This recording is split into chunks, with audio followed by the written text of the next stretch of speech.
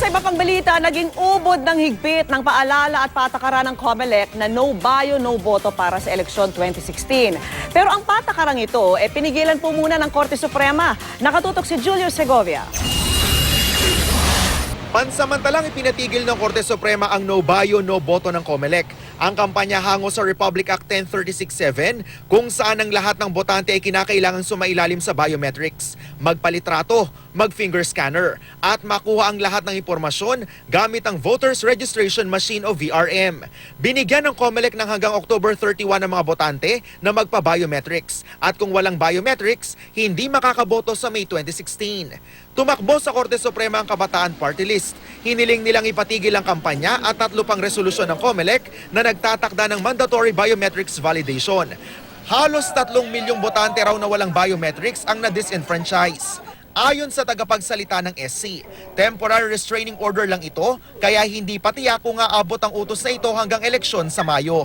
Issue a temporary restraining order or TRO effective immediately and continuing until further orders from the court, directing the respondent COMELEC to desist from deactivating registered voters without biometric information. Pero immediate relief pa rin daw ang TRO na ito para sa Kabataan Party List. Giit ni Kabataan Party List Representative Terry Ridon, wala na raw dapat dagdag na requirements ng COMELEC sa proseso ng pagboto, maliban sa kung ano ang nakasaad sa saligang batas. Labag do ito sa constitutional right to vote ng milyong-milyong Pilipino na hindi nakapagpa-biometrics pero may active registration naman sa COMELEC.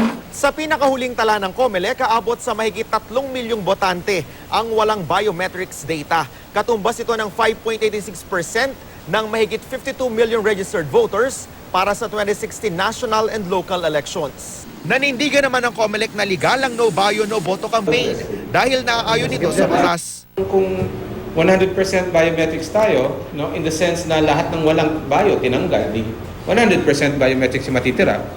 Pero ngayon, kung meron ka na naman 2.5 million, again, as I explained, posibleng merong mga ano dyan, remnants from the past na mga ghost registrants, pwede silang maging ghost voters later on, maging flying voters na.